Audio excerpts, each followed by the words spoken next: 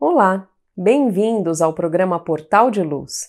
Nesta última semana, no dia 1º de novembro, nós completamos 102 anos do falecimento de Eurípides Barçanufo, um dos maiores divulgadores da doutrina espírita no solo brasileiro.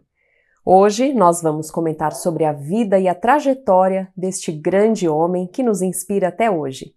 Mas antes de conversarmos sobre este tema, nós vamos ouvir juntos a prece na voz de Chico Xavier.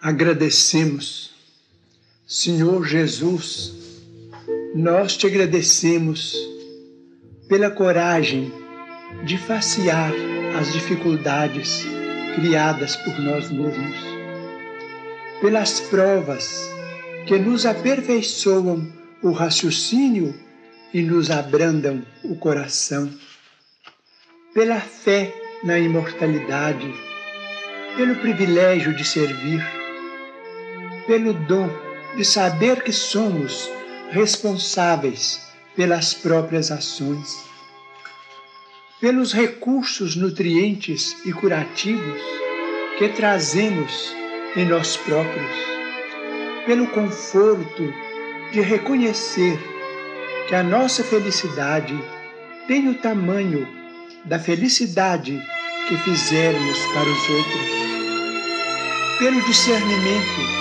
que nos permite diferenciar aquilo que nos é útil daquilo que não nos serve, pelo amparo da afeição no qual as nossas vidas se alimentam em permuta constante, pela bênção da oração que nos faculta apoio interior para a necessária solução de nossos problemas, pela tranquilidade de consciência que ninguém consegue subtrair-nos. Por tudo isso e por todos os demais tesouros de esperança e de amor, de alegria e de paz, de que nos enriqueces a existência, sê bendito, Senhor, ao mesmo tempo que te louvamos a infinita misericórdia, hoje e para sempre.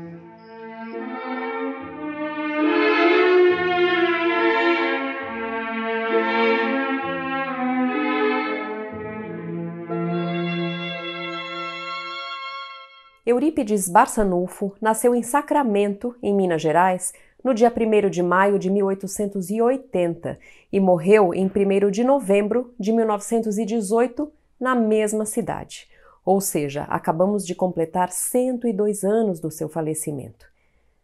Desde muito cedo ele se mostrou um menino inteligente, com grande senso de responsabilidade, tanto que ainda na escola, por se destacar, ele foi incumbido pelo seu professor para ajudar os colegas durante as aulas. Mais tarde, mais adulto, ele se tornou secretário da Irmandade de São Vicente de Paulo e participou da fundação do jornal Gazeta de Sacramento e do Liceu Sacramentano. Ele ocupava com facilidade a posição de líder onde quer que estivesse. Eurípides não nasceu em berço espírita e foi um tio seu que lhe deu de presente o livro Depois da Morte, de Leon Denis, e só aí ele tomou conhecimento da existência dos fenômenos espíritas e da codificação. Esse tio fazia parte de um grupo que estudava o espiritismo na fazenda Santa Maria, que ficava próximo de Sacramento. Depois disso, em 1904, ele, que já estava prestes a completar 24 anos, foi assistir a uma sessão espírita na fazenda Santa Maria, e ele ficou impressionado, e dias depois ele voltou para assistir mais uma vez uma sessão. Na ocasião, ele recebeu do benfeitor Vicente de Paulo uma mensagem que convocava ele a assumir a doutrina. E dizia assim: meu filho, as portas de Sacramento vão se fechar para você, os amigos vão se afastar, a família também vai se afastar, mas não se importe, proclame a verdade, porque a partir desta hora as responsabilidades do seu espírito se ampliarão ilimitadamente. E ele então retorna para Sacramento, procura o vigário da igreja onde ele colaborava e se desliga definitivamente da igreja. Começa a se dedicar de corpo e alma para a doutrina espírita, pesquisando e estudando, e isso gerou um grande desconforto entre os seus familiares e os amigos. Aliás, conforme a mensagem mediúnica já o havia avisado. Mas ele persistiu. E com muita pressão, sofrendo perseguições, ele acabou tendo que se mudar para uma cidade vizinha até. Ele desenvolveu várias faculdades mediúnicas nessa época, em especial a de cura. Ele fez vários casos de cura, inclusive com a sua própria mãe, que depois que se restabeleceu, se tornou uma companheira e colaboradora dos seus trabalhos. A mediunidade de Eurípides se desenvolvia cada vez mais. Desdobramento, vidência, psicofonia, psicografia, as curas, efeitos físicos começaram a se tornar habituais para ele. A capacidade de desdobramento era tão fácil no caso dele que ele atendia enfermos que se encontravam à distância, entrando em transe e indo em espírito até o doente. Recebia centenas de pessoas de outras regiões para serem atendidas por ele. E então ele começou a sentir também uma necessidade de divulgar o espiritismo e fundou o grupo espírita Esperança e Caridade em 1905 e começou a trabalhar também com assistência social e também no campo doutrinário e do estudo. Algum tempo depois, com a orientação de Bezerra de Menezes, ele fundou a Farmácia Espírita Esperança e Caridade, que era totalmente gratuita para todos que a procuravam. A farmácia contava com um laboratório próprio e tinha até medicamentos homeopáticos. Ele recebia milhares de cartas de todo o Brasil e em cada uma, Barçanufo passava as receitas e as orientações de Bezerra de Menezes conforme a necessidade.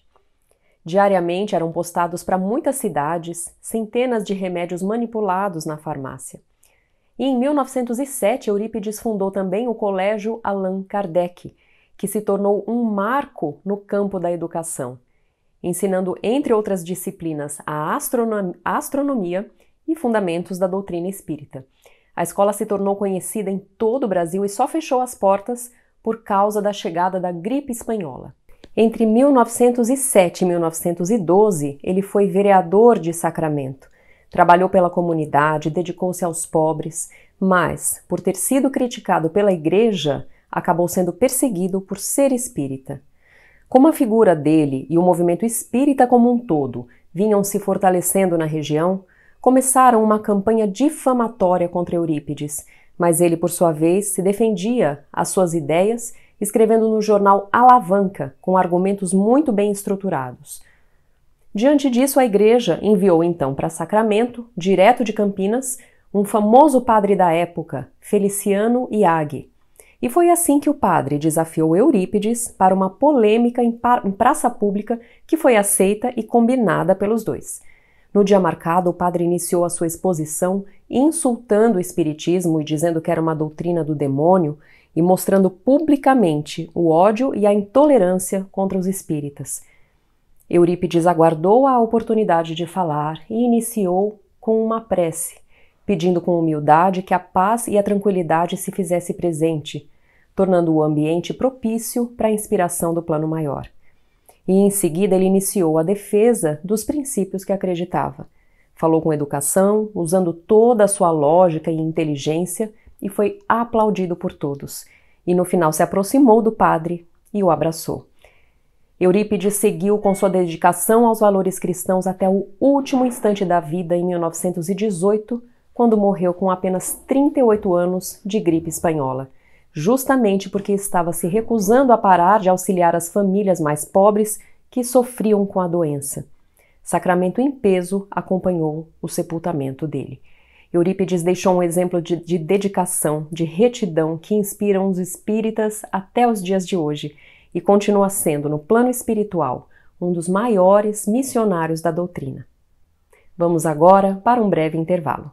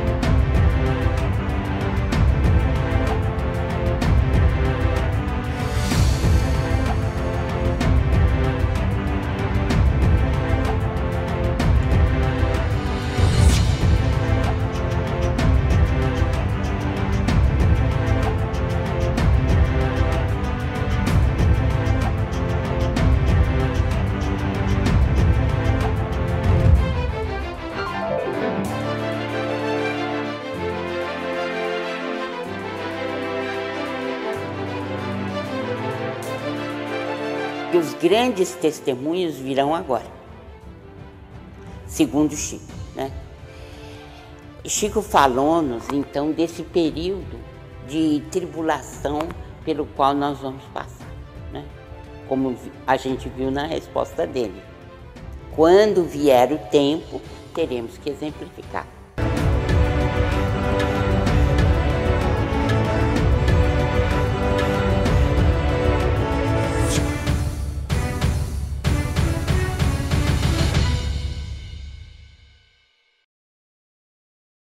A Creche Lar do Alvorecer é uma entidade assistencial mantida pelo Grupo Espírita Caibar Schutel. Localizada em Diadema, tem como propósito trabalhar pelo desenvolvimento de uma cultura de paz através da educação e da assistência a crianças, jovens e adultos. São 250 crianças atendidas diariamente. Conheça nossas atividades e colabore conosco pelo ideal de um mundo melhor.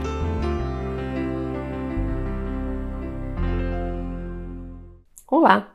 Vamos ouvir agora a nossa amiga Sandra Marinho no quadro Educa a Tua Alma.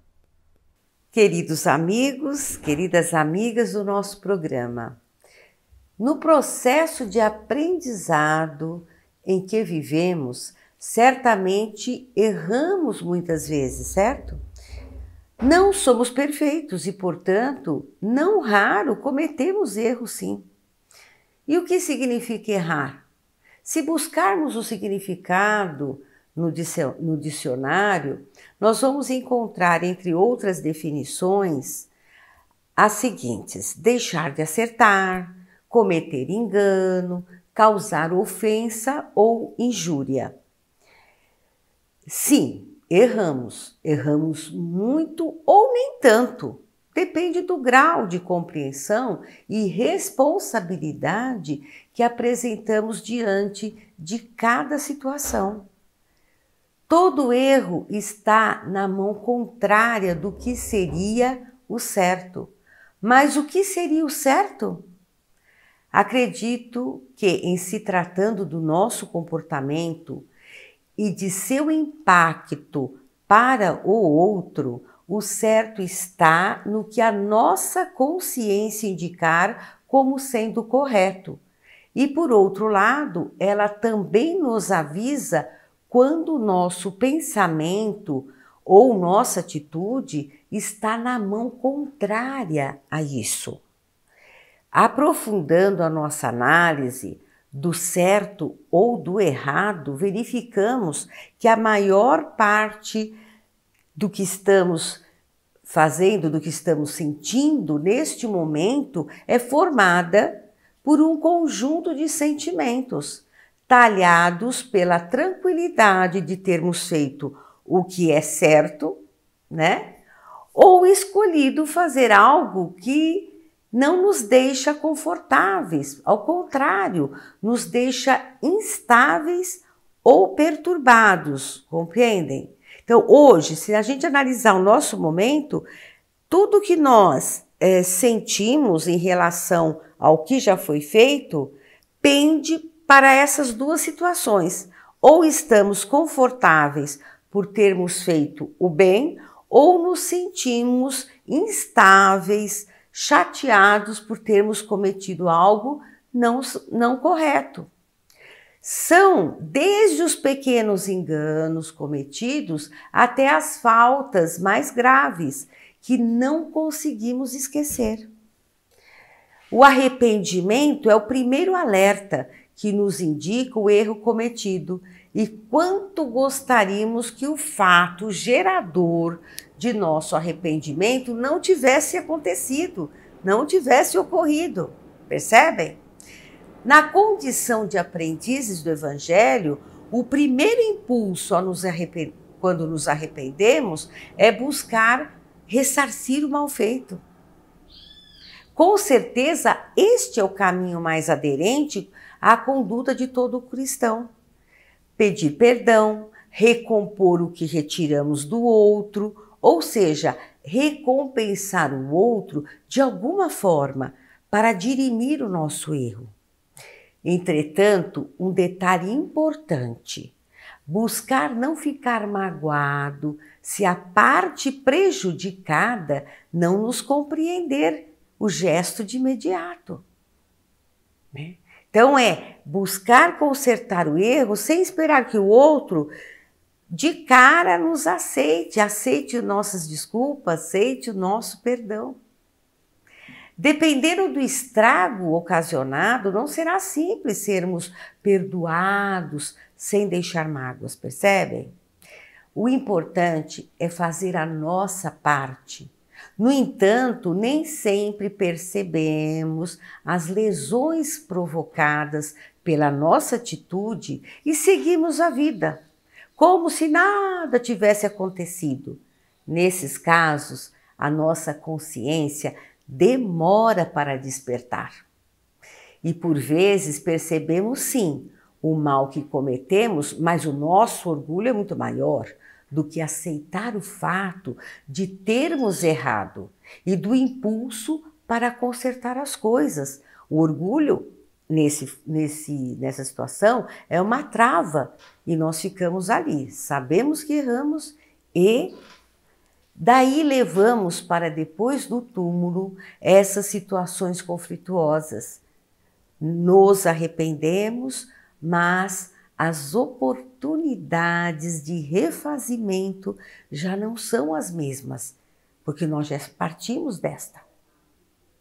Nos arrependermos é fundamental para o processo de mudança, para sermos melhores, pois é o arrependimento que nos conduz ao conserto das coisas.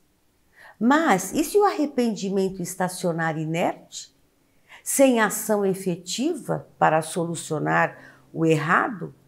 O remorso, gente, nasce do arrependimento estacionário. É um sentimento que vai além de se arrepender. O remorso, ele corrói e se compõe da repetição do arrependimento desesperados. Já pensaram nisso? Na literatura espírita são apresentados muitos dramas dolorosos envolvendo os seres humanos nos diversos planos da vida.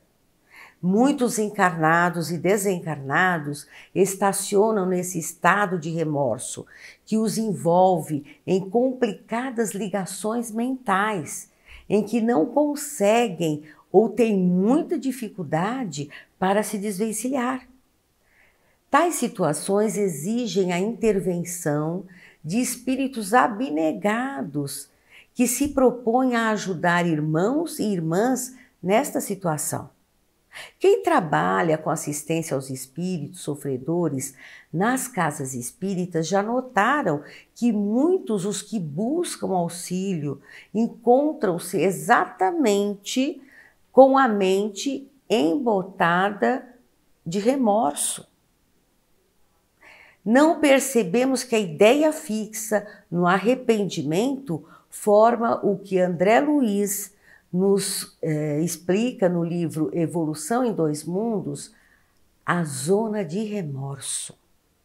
A pessoa entra num círculo vicioso do pensamento provocado pelo monoideísmo.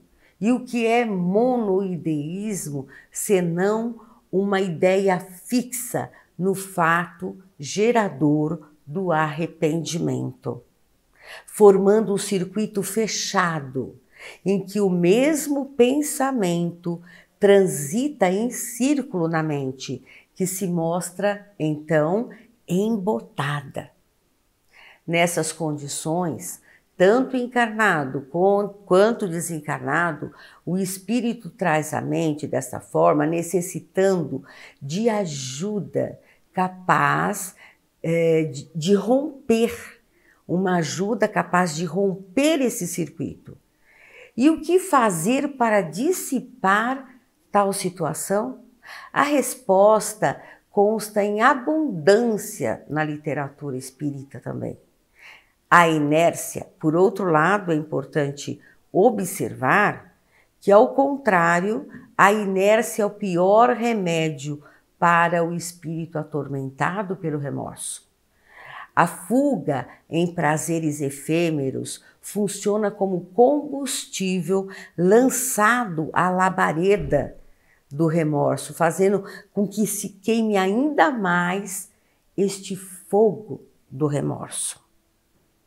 Saibamos nos arrepender de forma proativa e saiamos à frente para consertar o erro assim que formos alcançados pela nossa consciência, que nos aponta, você errou, né?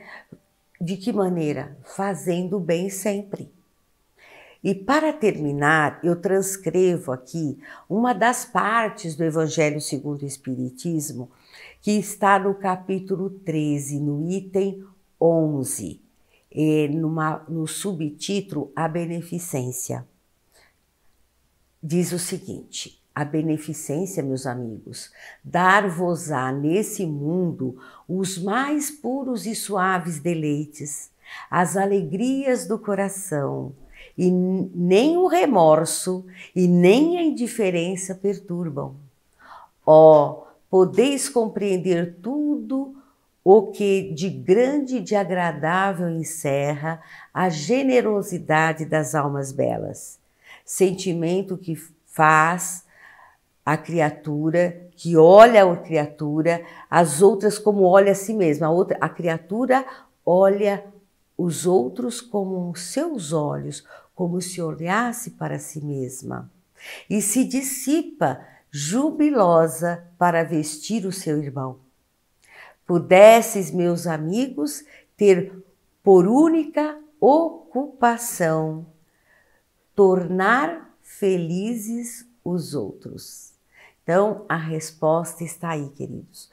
Que nem o remorso dissipa qualquer remorso, dissipa qualquer constrangimento que nós estejamos passando, é a beneficência, a prática do bem. E fica aqui para nós refletirmos essa bela lição.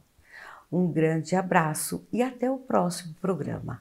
Vamos agora ouvir o nosso amigo Maida com o Momento Doutrinário. Olá, amigas e amigos, sejam bem-vindos a mais um encontro do Momento Doutrinário. Hoje convidamos a todos que nos acompanham neste encontro semanal para refletirmos a respeito das regras de felicidade que o Espírito André Luiz nos traz através da psicografia de Francisco Cândido Xavier, conforme consta no livro Na Era do Espírito, lição 26. Recomenda-nos então André Luiz: lembre-se que os outros são pessoas que você pode auxiliar ainda hoje e das quais talvez amanhã mesmo você precisará de auxílio. Todo solo responde não somente conforme a plantação, mas também segundo os cuidados que recebe. Aqueles que renteiam conosco nas mesmas trilhas evolutivas assemelham-se a nós, carregando qualidades adquiridas e deficiências que estão buscando liquidar e esquecer. Reflita nos arranhões mentais que você experimenta quando alguém se reporta irrefletidamente aos seus problemas e aprenda a respeitar os problemas alheios. Pensemos no bem e falemos no bem, destacando o lado bom dos acontecimentos, pessoas e coisas. Toda vez que agimos contra o bem, criamos oportunidades para a influência do mal. Mostremos o melhor sorriso, o sorriso que nos nasça do coração sempre que entrarmos em contato com os outros. Ninguém estima transitar sobre tapetes de espinhos. Evitemos discussões. Diálogo, na essência, é intercâmbio. Se você tem algo de bom a realizar, não se atrase nisso. Hoje é o tempo de fazer o melhor. Estime a tarefa dos outros, prestigiando-a com o seu entusiasmo e louvor na construção do bem. Criar alegria e segurança nos outros é aumentar o nosso rendimento de paz e felicidade. Não contrarie os pontos de vista dos seus interlocutores. Podemos ter luz em casa sem apagar a lâmpada dos vizinhos. Você é uma instituição com objetivos próprios dentro da vida, a grande instituição de Deus. Os amigos são seus clientes, e se você procura ajudá-los, eles igualmente ajudarão a você. Se você sofreu derrotas e contratempos, apenas se deterá se quiser. A divina providência jamais nos cerra as portas do trabalho. E, se passamos ontem por fracassos e dificuldades em nossas realizações, o sol a cada novo dia nos convida a recomeçar. Boas reflexões, saúde, paz, harmonia, equilíbrio e muito amor. Ótima semana. Até o próximo encontro. Estamos encerrando por aqui. Mandem os seus comentários e sugestões de temas que gostariam de ouvir aqui no programa para o nosso e-mail, portaldeluz@folhaespirita.com.br. Nós faremos o possível para atender os pedidos de vocês. E não se esqueçam, vocês podem assistir o programa de hoje e os programas anteriores no nosso canal no YouTube, Caibar Schutel, programa Portal de Luz. Muito obrigada e até a semana que vem.